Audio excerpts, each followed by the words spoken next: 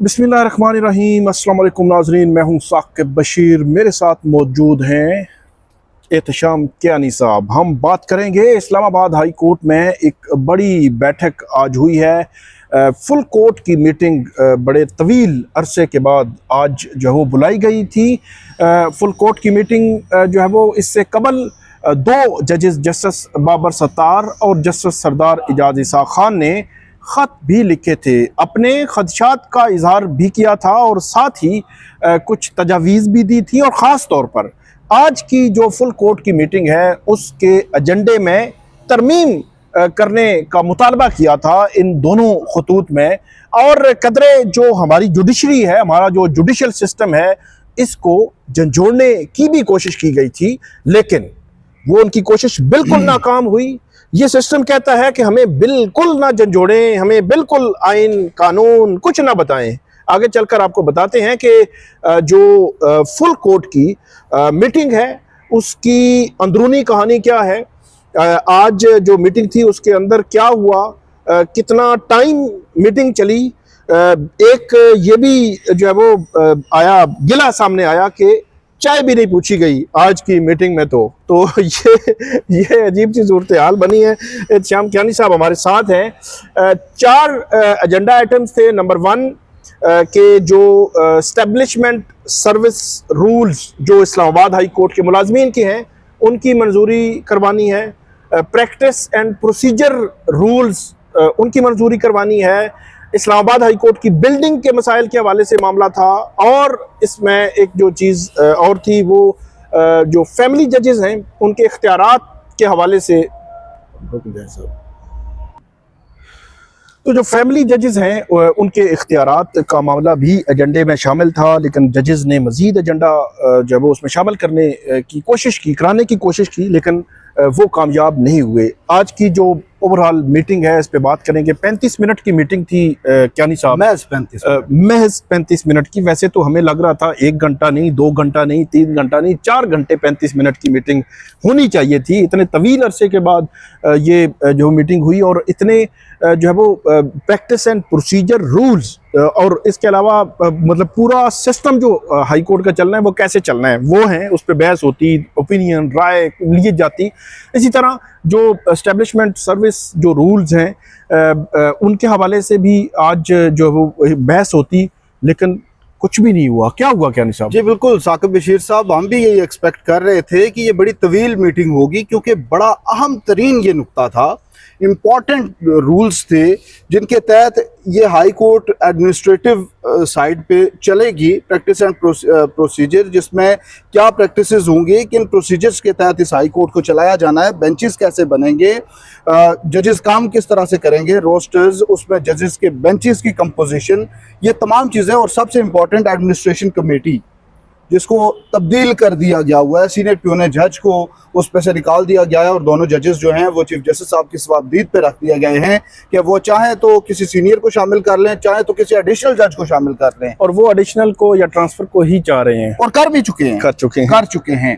तो बेसिकली तो ये एक फॉर्मेलिटी थी, इसमें उन्होंने करना कराना कुछ नहीं था, सिर्फ अप्रूवल लेना था। अपनी मेजॉरिटी भी मौजूद थी, अप्रूव करा के निकलना था। लेकिन दो जजेस ने जो ख़त लिखा, उस ख़त ने वो जो आपने बात की कि जो जोड़ने की कोशिश की चीफ जस्टिस साहब को, जिसमें उन्होंने ये भी लिखा बाबर सत्तार साहब ने कि ये अच्छे बुरे वक्त जो हैं ये हमेशा नहीं रहते, ये बदल जाते हैं और बड़ी जल्दी बदल जाते हैं।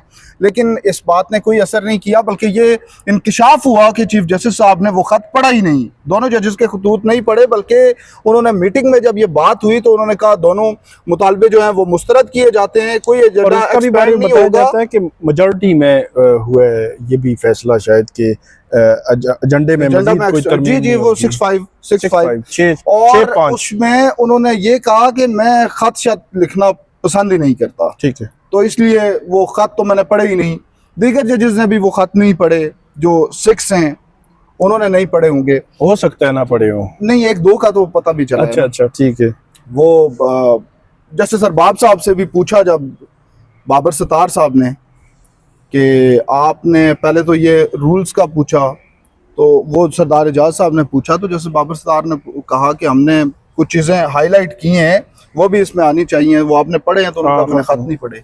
हाँ ठीक है, तो अब ये फॉर्मेलिटी के तौर पे 35 मिनट जो थे वो 35 भी ना लगते, अगर चीफ जस्टिस साहब चाहते वो 10 मिनट में भी ख़त्म कर देते, क्योंकि जब 5 जजेस ने कहा कि इस पे आप थोड़ा वक्त दे दें, आज मुशावरत कर लें, मतलब इसको इस हद तक तो बना लें कि जजेस का ओपिनियन आ जाए, आज इस पे कंसल्टेशन हो जाए, 10 दिन के लिए डिले कर लें।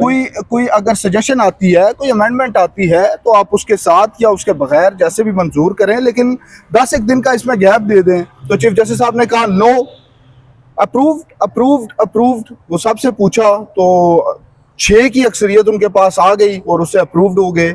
और जब अप्रूवल हो गया तो चीफ जस्टिस साहब अपनी कुर्सी से उठे।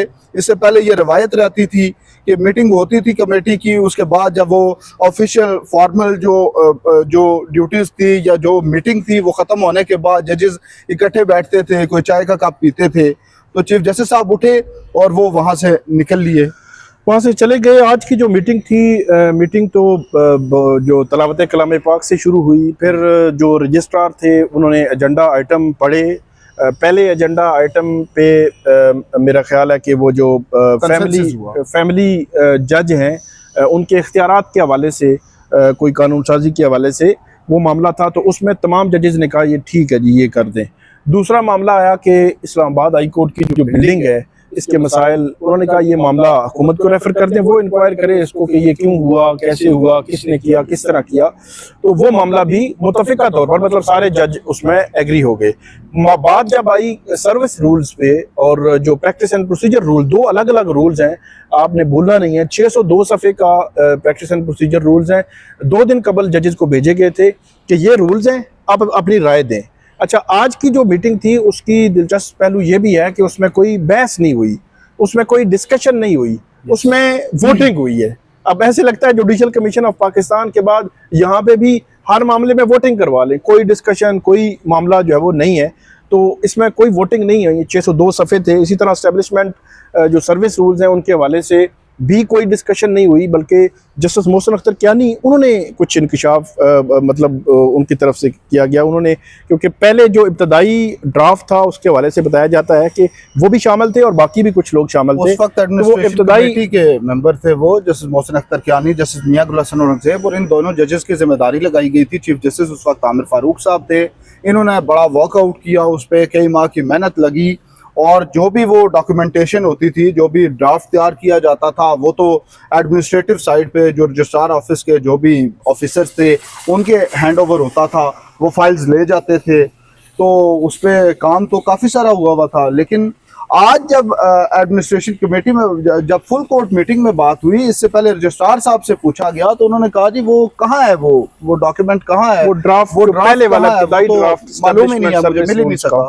तो वो तो गुम हो गया है। तो वो ड्राफ्ट जो है वो नहीं मिला, और जिस ड्राफ्ट की मंजूरी हुई है इसके हवाले से अभी तक हमारे पास इतलात नहीं है कि ड्राफ्ट किसने बनाया, किस तरह बनाया, कब बनाया। क्योंकि पहले वाले ड्राफ्ट के हवाले से ये खबर थी कि उसमें बड़ा तवील एक प्रोसेस हुआ। उसमें जो यहाँ के मुलाजमीन हैं, अफसरान हैं, उनको बुला के उनके इंटरव्यूज़ किए गए, उसको देखने के बाद कि अब जो रूल्स हैं क्या बनाए जाए। क्योंकि सर्विस को जो यहाँ पे कर रहे होते हैं मुलाजमीन, उस पर रूल्स का बड़ा असर होता है। तो इसलिए वो इफेक्टिव बनाना जो है वो ज़रूरी था। ये पॉइंट आउट किया गया, लेकिन इसको भी रिजेक्ट कर दिया गया। और इम्पोर्टेंट ये है कि वो ड्राफ्ट जिसका जिक्र कर रहे हैं हम, पहले वाले ड्राफ्ट का, वो जजेस का बनाया हुआ ड्राफ्ट था। जी। अब ड्राफ्ट किसने बनाया, अब किसने बनाया ये नहीं पता। फिर जस्टिस आमिर फारूक साहब जो है उन्होंने 3 फरवरी को एडमिनिस्ट्रेशन कमेटी तब्दील कर दी थी। फिर जो प्रैक्टिस एंड प्रोसीजर रूल्स हैं, अब ये उस कमेटी ने बनाए या उसके बाद जब जस्टिस सरफराज डोगर साहब जो है वो चीफ जस्टिस बन गए एक्टिंग, उन्होंने फिर कमेटी बनाई।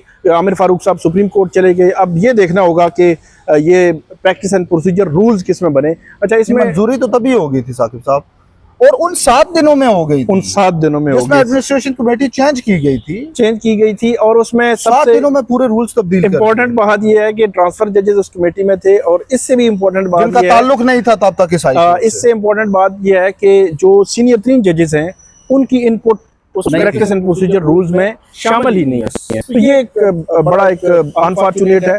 जस्टिस बाबर सत्तार और सरदार एजाज खान ने cases fixation cases marking, benches की तश्कील, एक केस से दूसरे बेंच में केस भेजना, इन सब को पॉइंट आउट किया। और उन्होंने ये कहा कि किंग नहीं, मतलब हम जो है वो कहते होते हैं चीफ जस्टिस हो या जज हो, वो किंग नहीं है, बल्कि उनके इख्तियारात की कुछ हदूद व क़यूद भी हैं। लेकिन आज की जो मीटिंग है उसके बाद मुझे तो ऐसे लगता है कि डेफिनेटली सिस्टम उसी तरह ही इस्लामाबाद हाई कोर्ट का चलेगा जैसे पहले चल रहा है, उसमें कोई तब्दीली नहीं आएगी, बल्कि अब तो फुल कोर्ट का जो पावर है वो ठप्पा है वो भी लग गया है। साहब, इससे ज़्यादा ड्रास्ट्रस क्या होता है, हो सकता है तबाहकुन क्या हो सकता है कि जो जजेस फुल कोर्ट मीटिंग में मौजूद थे वो ये बात मान रहे हैं कि हमने ये रूल्स पढ़े ही नहीं, ये हमने नहीं पढ़े लेकिन हम मंजूरी दे रहे हैं। इससे ज़्यादा क्या तबाहकुन बात हो सकती है? तो ये सूरत हाल थी आज की फुल कोर्ट की मीटिंग की। बड़ी आप क्या कह सकते हैं, अनफॉर्चुनेट है कि इस तरह की सूरत हाल जो है वो इस्लामाबाद हाई कोर्ट में बनी है। बहरहाल ये थी सारी अंदरूनी कहानी। अब देखते हैं कि फर्दर इस्लामाबाद हाई कोर्ट में क्या होता है। जो भी अपडेट्स होंगी वो आपके साथ हम अगले व्लॉग में शेयर करेंगे। कन साहब बहुत शुक्रिया आपका, बहुत नाज़रीन आप हमें फीडबैक दीजिएगा। अल्लाह हाफिज़।